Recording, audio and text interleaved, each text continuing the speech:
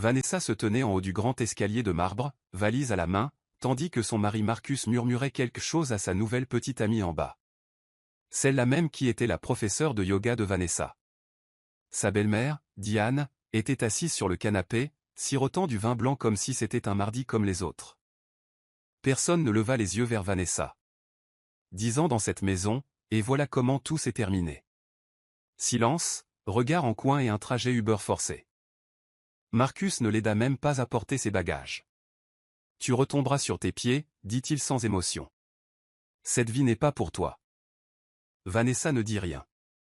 Elle hocha simplement la tête, se retourna et sortit du manoir qu'elle avait autrefois considéré comme son foyer. Il pleuvait cette nuit-là. Pas des gouttes douces, mais des gouttes lourdes et violentes qui la trempèrent en quelques secondes. Son Uber était en retard. La batterie de son téléphone était à plat. Et son cœur. Son cœur semblait s'être brisé en morceaux si petits qu'elle ne pouvait même pas les rassembler.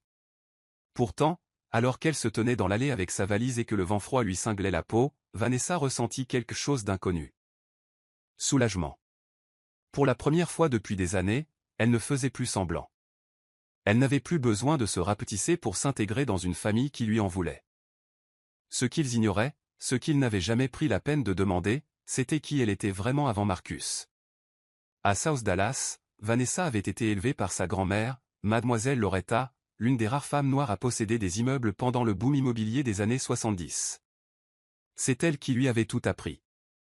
Comment repérer les bonnes terres, comment dissimuler son nom aux archives publiques et comment se déplacer comme de l'argent sans se faire remarquer. À son décès, Mademoiselle Loretta a laissé derrière elle des propriétés, des actions dans 3 banques et une lettre scellée. N'ouvrez pas ceci avant qu'ils ne vous montrent qui ils sont, dit-on. Vanessa l'a ouvert 2 ans après son mariage, après que Diane l'a appelée pour la première fois, juste une affaire de charité que Marcus a découverte.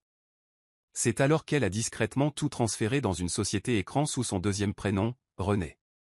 Vanessa n'a jamais dit à Marcus qu'elle avait gagné de l'argent. Elle voulait un amour qui ne soit pas lié à l'argent. Elle conduisait une Toyota vieille de 10 ans, portait des robes soldées et proposait toujours de partager les factures, même lorsque son mari insistait pour s'en occuper. Les sœurs de Diane et Marcus se moquaient sans cesse d'elle, la traitant de sans ambition, sans style, sans pédigré. Ils le disaient dans son dos, mais assez fort pour qu'elle les entende. Elle absorbait tout, sans jamais répondre. Non pas par faiblesse, mais parce qu'elle observait. Elle savait, au fond d'elle-même, qu'un jour les masques tomberaient. Et quand ce serait le cas, elle devait être prête. Après avoir quitté le manoir, Vanessa réserva une chambre dans un modeste motel en périphérie de la ville. Non pas par nécessité, mais parce qu'elle avait besoin de silence pour réfléchir. Elle passait ses journées à relire les notes de Miss Loretta, à étudier les fluctuations du marché et à téléphoner sous un autre nom. En quelques semaines, elle a conclu 4 nouveaux projets immobiliers à Atlanta, acquis 2 marques de beauté par l'intermédiaire d'investisseurs privés et racheté discrètement une marque de mode de luxe en faillite, autrefois détenue par une famille rivale des Harrison, la famille de Marcus. Elle n'était pas en colère. Elle était concentrée, ce qui la rendait dangereuse. Marcus, quant à lui, s'effondrait. Sa nouvelle petite amie avait des goûts de luxe et aucun sens des affaires. Elle l'a poussé à refinancer la maison pour payer des voyages, des vêtements et un train de vie qu'il ne pouvait pas maintenir. Diane a co-signé le nouveau prêt immobilier sans lire les petits caractères. Lorsqu'ils se rendirent compte que le montant du versement avait doublé, il était trop tard. Le restaurant familial, déjà en difficulté, perdait de l'argent. Et la maison, l'ancienne prison de Vanessa, allait être mise aux enchères. Marcus a essayé de joindre Vanessa par l'intermédiaire d'amis communs, mais elle n'a jamais répondu. Elle a bloqué tous les numéros le jour de son départ. 3 mois jour pour jour après son exil, Vanessa est revenue. Non pas par la porte d'entrée, mais par l'arrière de la salle des ventes où son ancien manoir était mis en vente. Elle portait une combinaison en satin vert émeraude, les cheveux relevés en un chignon lisse, des boucles d'oreilles en or qui captaient la lumière de la pièce. Sa peau rayonnait. Sa démarche imposait le silence. Personne ne l'a reconnue d'abord, jusqu'à ce qu'elle augmente l'enchère d'un demi-million d'un geste franc. Marcus tourna brusquement la tête. Diane halta. Sa petite amie lui serra le bras. Vanessa ne dit rien. Elle se contenta de fixer le public, calme et indéchiffrable. Un silence de mort s'installa dans la salle. Les enchérisseurs se retirèrent, un par un. Ils ne voulaient pas de drame. En quelques minutes, Vanessa a remporté l'enchère. En totalité. Argent comptant. Pas de négociation. Lorsqu'on lui a demandé le nom à inscrire sur les papiers, elle a simplement répondu « Vanessa Renée Johnson ». Les yeux de Marcus s'écarquillèrent. Le visage de Diane pâlit. Sa petite amie murmura « Attends, elle est riche ?» Mais Vanessa ne les regarda même pas. Elle signa les papiers, salua le commissaire-priseur d'un signe de tête et se retourna pour partir. Sans discours. Sans démagogie. Elle avait déjà dit adieu à cette maison. Cette fois, elle la reconquérait. Non pas pour y vivre, mais pour s'approprier le silence qu'elle lui devait. Au lieu de retourner vivre chez elle, Vanessa a appelé une femme rencontrée au refuge. Latrice, une mère célibataire de 3 enfants, venait de perdre son appartement après que son gérant eut volé les loyers et disparu. Vanessa lui a remis les clés et lui a dit « Cet endroit a besoin de joie. » « Fais le tienne » s'écria Latrice. Ses enfants hurlèrent de joie. Vanessa se tenait sur le porche et leva les yeux vers les fenêtres qui autrefois retenaient ses larmes. Elle sourit. « On n'est pas chez soi si on n'est pas désiré » murmura-t-elle, puis s'éloigna tandis que les enfants couraient dans les couloirs qu'elle avait autrefois nettoyés en silence. La nouvelle s'est répandue comme une traînée de poudre. Elle l'a acheté content. Elle l'a donné. Cette fille a résisté. La famille Harrison est devenue la risée des cercles privés. Autrefois fière, aujourd'hui humiliée. Marcus a essayé de présenter cela comme une trahison. Elle nous a trompés, a-t-il dit à ses amis. Mais personne ne l'a cru. Vanessa n'affichait pas sa fortune. Elle vivait simplement bien, discrètement. Pas d'interview. Pas de révélation. Juste du soft power. Une vengeance discrète.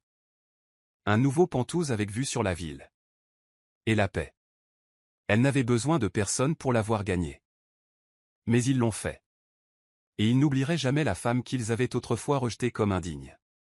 Les journées de Vanessa devinrent plus calmes, plus tranquilles. Mais ses démarches sont devenues plus audacieuses. Elle a engagé un chef personnel. Non pas parce qu'elle ne savait pas cuisiner. Elle l'a fait. Mais parce qu'elle croyait enfin mériter le repos, elle a commencé à investir dans l'art, la technologie et en elle-même. Ses matinées commençaient par du yoga. Mais pas dans un studio où on la jugeait parce qu'elle ne portait pas de l'ululement. Elle pratiquait seule, sur un balcon avec vue sur l'horizon. Le vent caressait sa peau. La paix l'enveloppait comme de la soie. Elle tenait un journal quotidien, notant non seulement ses projets, mais aussi sa gratitude. « Je ne fais plus semblant d'être petite », écrivit-elle un matin. « Je suis une pièce. » Pendant ce temps, Marcus sombrait. Sa relation avec sa nouvelle petite amie s'était détériorée. Elle ne voulait pas d'un homme en difficulté. Elle voulait le style de vie que Vanessa avait contribué à bâtir. Mais sans patience, ni loyauté, ni vision, les factures s'accumulaient. Diane a dû vendre la maison de vacances familiale. Le restaurant a fermé après une inspection sanitaire ratée. Vanessa n'y était pour rien. Mais tout le monde pensait qu'elle tirait les ficelles. On commença à prendre ses distances avec les Harrison. Leur réputation, autrefois irréprochable, était désormais un bourbier de rumeurs et de spéculations. L'ironie du sort ? Vanessa n'a jamais rien dit. Elle laissa simplement la vérité s'exprimer. Un dimanche après-midi, Vanessa se rendit sur la tombe de mademoiselle Loretta. Elle portait une simple robe blanche et apportait des hortensias, les préférés de Loretta. « Tu avais raison », murmura-t-elle en s'agenouillant. Ils m'ont montré exactement qui ils étaient. Elle resta 1 heure à repenser au jour où mademoiselle Loretta lui avait fait mémoriser comment acheter un terrain dans différents états, comment repérer les signaux d'alarme chez les hommes et comment distinguer la force tranquille du silence passif. Ne confondez jamais paix et permission, disait sa grand-mère. Vanessa l'avait appris à ses dépens. Mais elle lui en était reconnaissante. Les leçons l'avaient sauvée. Sur le chemin du retour, Vanessa s'arrêta au modeste café pour prendre le thé. Une jeune femme la reconnut grâce à la vente aux enchères. « Excusez-moi, mais était-ce vraiment votre maison ?» demanda-t-elle. Vanessa la regarda et sourit doucement. « C'était le cas, avant, dit-elle. » La fille hésita, puis dit « Je n'ai jamais vu quelqu'un faire ça. » Le trahir ? C'était génial. Vanessa rit doucement. Je ne l'ai pas donné, a-t-elle dit. Je l'ai libéré.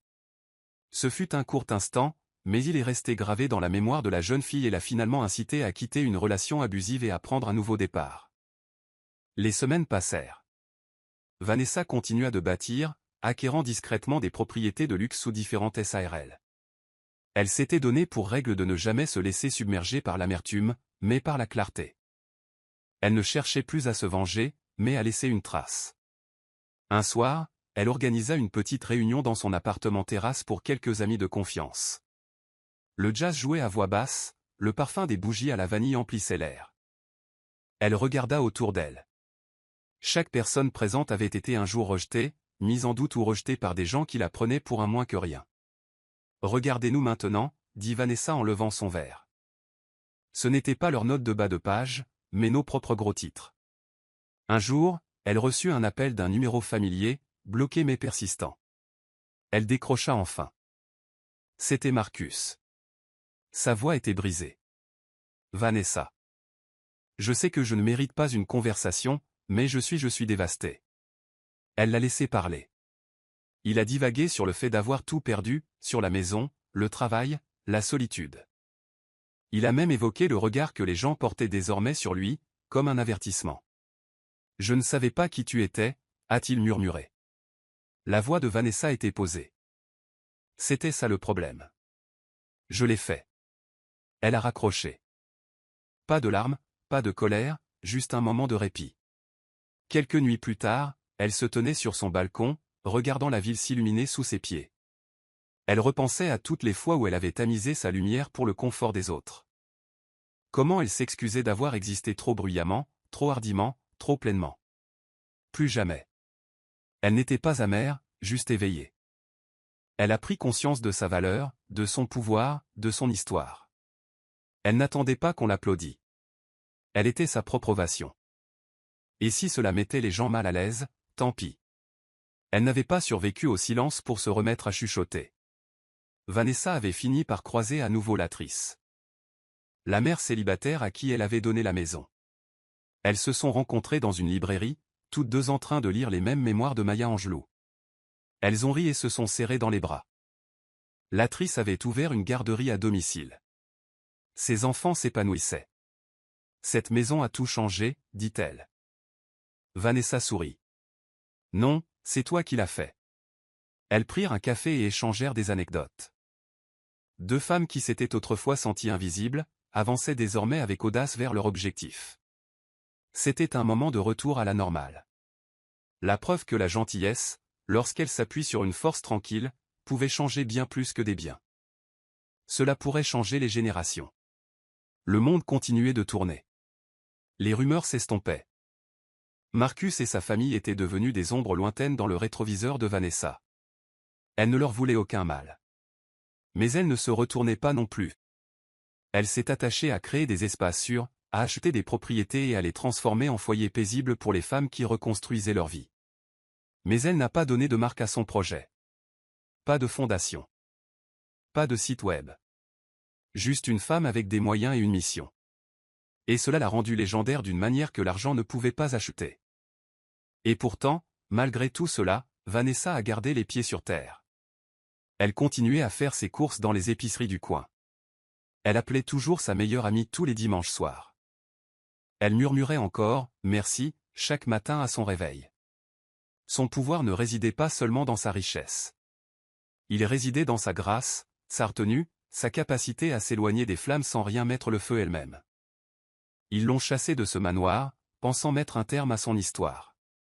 Mais en réalité, ils lui ont simplement accordé le silence dont elle avait besoin pour écrire un chef-d'œuvre.